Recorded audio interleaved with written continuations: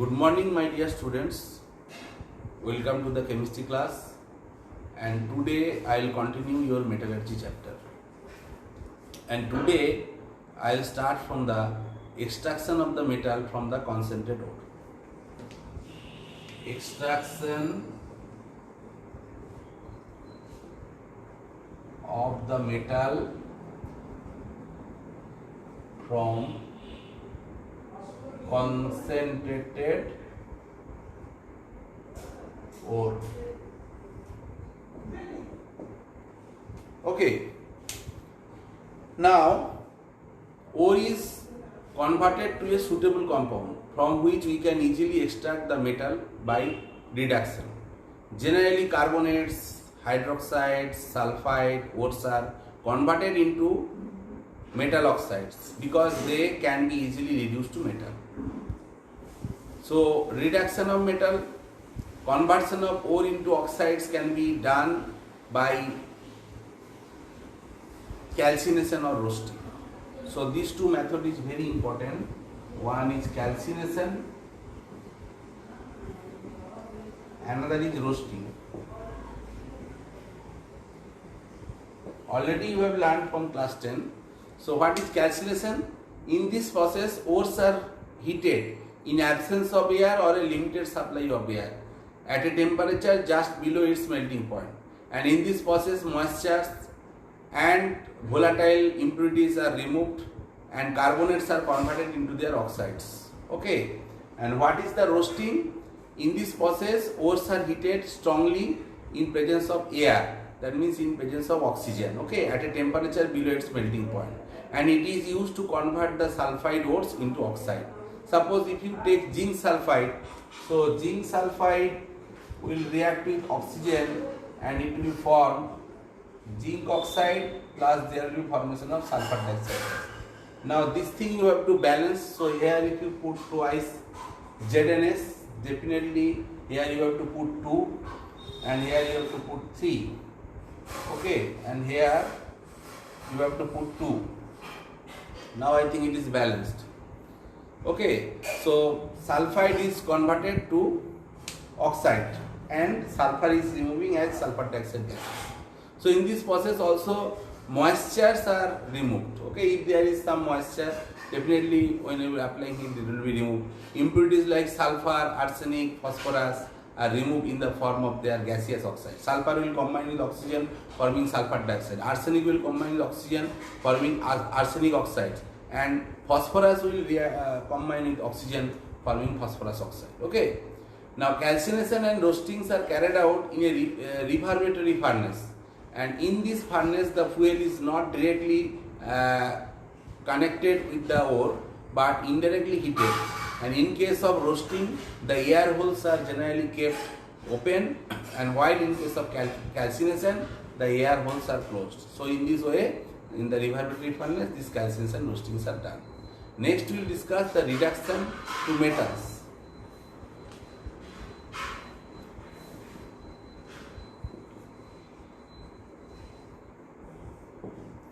Okay. Now reduction of metal oxides to metal is done by suitable method. In case of very reactive metals like alkali metals, like alkaline earth metals, aluminium, okay, sodium, okay, like this, the reduction of metal oxides are done by electrolytic method. And the oxides of less reactive metals such as iron, copper, zinc, lead can be reduced by reducing agent like carbon, carbon monoxide, or with other metals. Okay. Or another metal, that metal will give another metal. Okay, that metal will form metal oxide and this metal will be free. And the process of extracting the metal by heating the metal oxide with a suitable reducing agent is called pyrometallurgy. Next we will discuss the thermodynamic principles of metallurgy.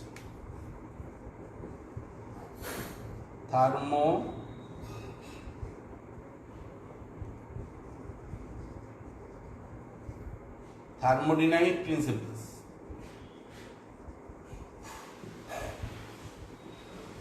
Thermodynamic principles for metallurgy. Okay. So from thermodynamics, you know that from Gibbs energy equation that delta H is equal to delta G is equal to delta H minus T delta S. So delta G is the free energy change, delta is the enthalpy change, T is the temperature, and delta is the entropy change. Okay, and another equation is there, that is delta G0 is equal to minus RT ln K, and where K is the equilibrium constant. So negative value of delta G indicates the reaction is favorable and the process is spontaneous. Okay, and here for delta G negative, if delta S is negative and this delta S is positive, definitely overall there will be negative, and definitely the reaction will be the favorable or it will be spontaneous. If delta S is positive, then on increasing temperature delta G will become negative. When T delta S value exceeds the delta H value, then the reaction is spontaneous. When delta G is not negative, then the reaction are not spontaneous. So these non-spontaneous reactions can be made spontaneous by coupling with reaction having longer delta G negative value. So in this case, overall value of delta G will be negative. Next one very important thing we will discuss, that is not in your syllabus, also I will discuss very little, that is called Ellingham diagram.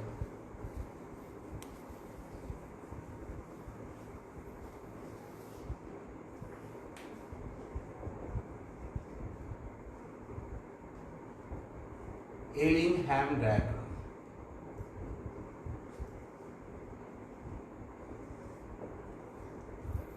Now, this type of diagram, that Ellingham diagram, is a plot of delta G theta values for 1 mole of a common reactant like oxygen, sulfur or halogens versus the temperature of a number of two metal oxides, sulfides and halides are known as Ellingham diagram. And Ellingham diagrams helps us in predicting the feasibility of a thermal reduction of an ore. Reaction will be feasible only if delta G is negative. Ellingham diagram normally consists of plot of delta G theta versus temperature and for the formation of oxides and elements. Okay. So generally metal is combining with oxygen forming metal oxide. So in this reaction the negative values of delta G theta, okay, become smaller with the increasing temperature. This is because the gaseous reactant oxygen, okay, is consumed in the reaction and leading to the decrease in the randomness or entropy, okay, and delta S becomes negative. So delta G becomes less negative with increase in the temperature. So the graphs of the delta G versus T is upwards from left to right. Okay. Now if we draw the diagrams, you can easily understand. Okay. So here what we are plotting, here this axis, this means y axis, we are plotting delta G theta. Okay. Delta G theta per kilojoule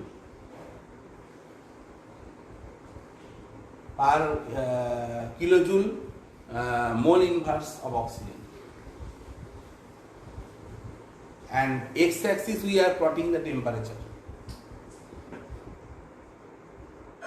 Now here different temperature is there. Suppose here it is 0 degrees centigrade, okay, and it will be 2000 degrees centigrade, and in between this is 1000 degrees centigrade, okay.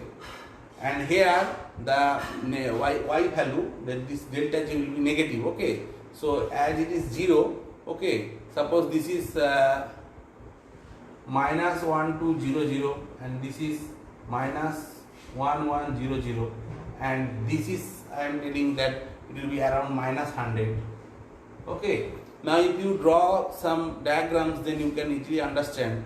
Suppose that copper is combining with that oxygen, okay. So 4Cu plus O2 forming Cu2O,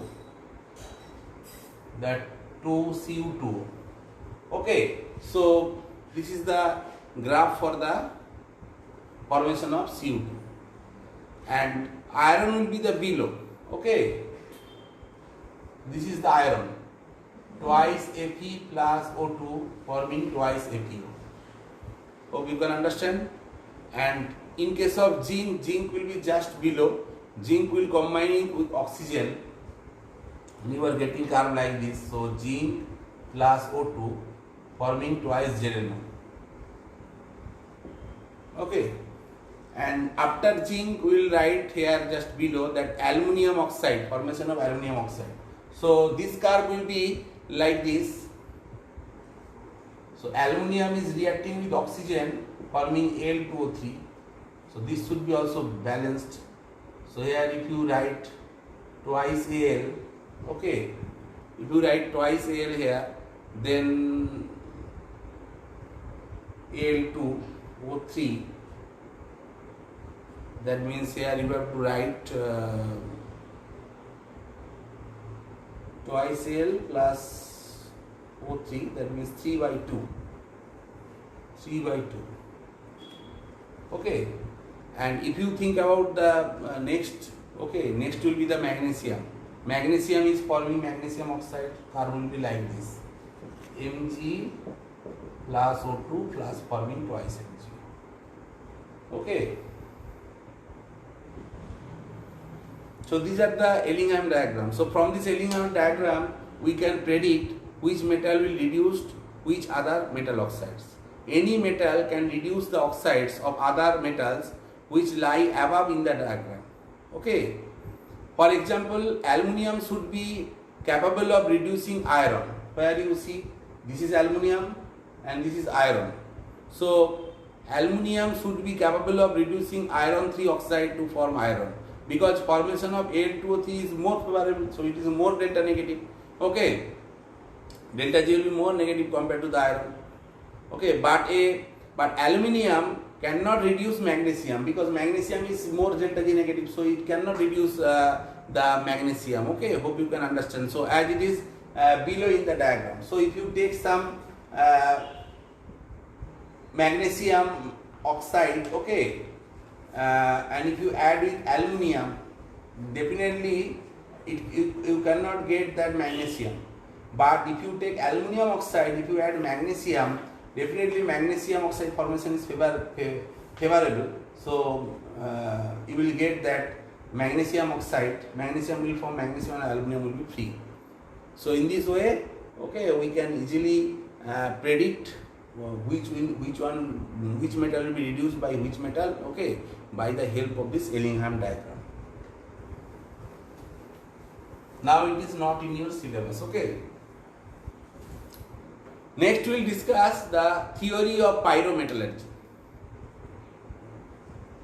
Theory of pyrometallurgy. Pyro means heat, okay. From here you can understand the process of extracting a metal by reduction of its oxide with carbon in the form of coke or carbon monoxide is called smelting. And during reduction, the oxides of the metal decomposes to a metal and oxygen, and this oxygen gas released in the above process is taken up by the reducing agent. Okay, and carbon is a very good reducing agent. It reacts with the oxygen in two ways. So carbon in one case can react with oxygen and forming carbon monoxide. This is one case. Another case, this carbon will react with oxygen forming carbon dioxide gas. Okay. So reduction of metal oxides may be represented as that. We can tell that suppose this one is metal oxide MXO. It is reacting with the carbon, okay, solid. Then what will happen? This will metal will be free and there will be formation of carbon monoxide. In this way it can reduce. Otherwise you can take this MXO and will react with carbon monoxide and forming XM, plus there will be formation of carbon dioxide gas. Hope you can understand. And directly this MXO will react with this carbon, okay, and forming carbon dioxide and metal free. Next we will go to the extraction of iron.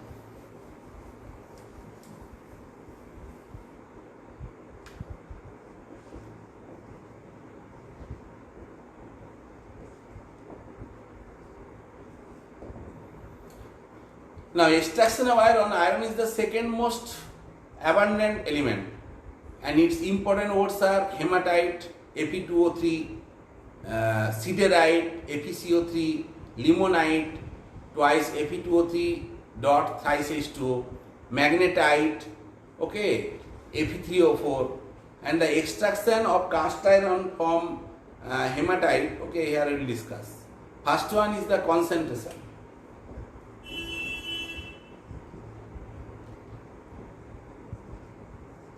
Already this process I have discussed during extraction of metal. Okay. In this case, the ore is first crushed with the jaw crusher into small pieces and then washed with water to remove the clay or gangue. Next, we have to do roasting.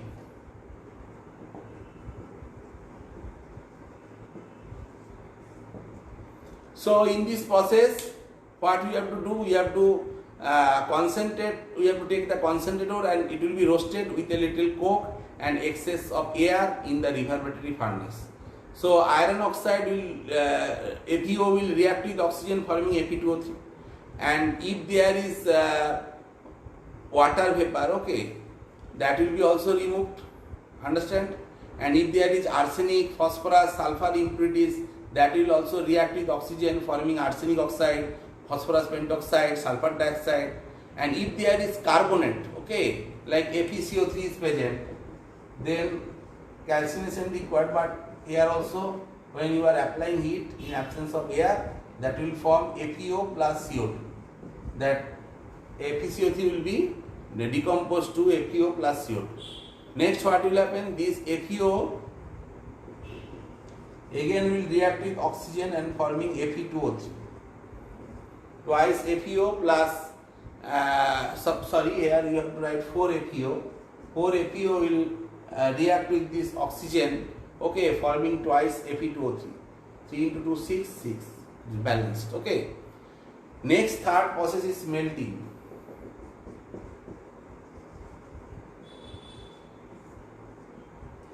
Now, in smelting, the roasted ore is mixed with desulfurized coke, okay, and limestone is in a steel blast furnace lined from inside with the fire clay bricks, and blast furnace is 60 meter high and 10 meter in the diameter, okay, in the wide portion, and it has a 3 parts.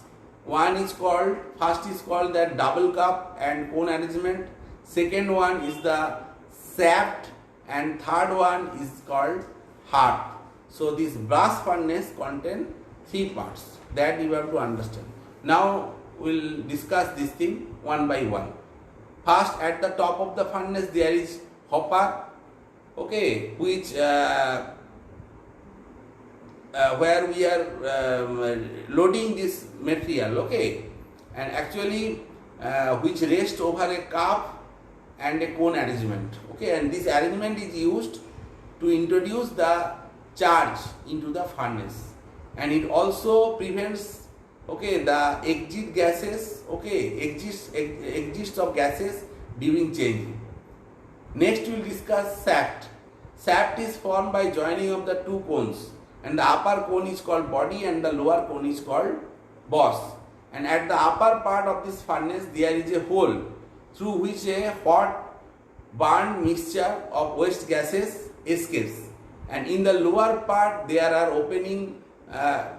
2 openings in the both sides where the hot air can enter into the system and they will send upward of the furnace. Now hearth is the lowest part of the furnace and serve as a large crucible to hold the molten metal, and it is provided with the 2 holes, okay, one is called S for the removal of the lighter slag and another is called H for the removal of the molten metal. Hope you can understand.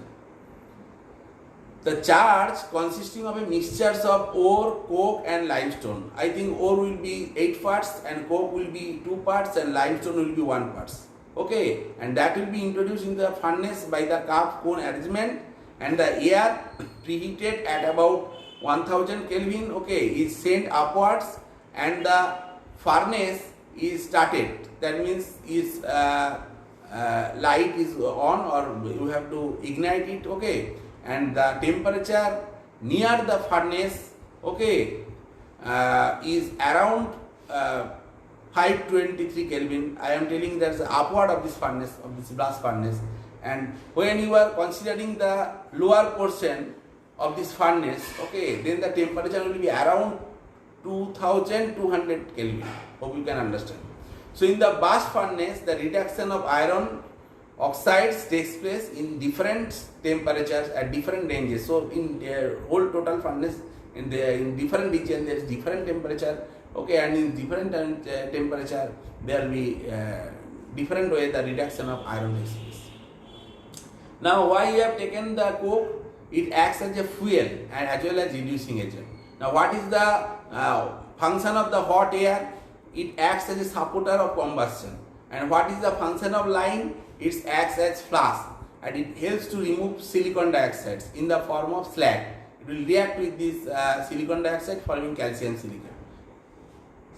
Now base of the furnace, that is called zone of combustion. So in zone of combustion, what is happening? The base of this blast furnace, okay, it is called zone of combustion. Here what we are doing? We are burning the coke in presence of oxygen, okay. So here carbon is reacting with oxygen forming carbon dioxide and huge amount of heat will be produced, and here the actually this reaction is exothermic in nature, okay, and the temperature will automatically rise and the temperature will be around 2200 Kelvin at the bottom of the blast furnace. Next there is zone of fusion. Zone of fusion. Okay. So here what is happening? This carbon dioxide, okay, is reacting with coke and forming carbon monoxide. And here heat is absorbed. Okay. Here it is released, but here it will be absorbed. Okay. So this is an endothermic reaction. And this carbon monoxide gas, okay, will reduce the Fe2O3 to iron.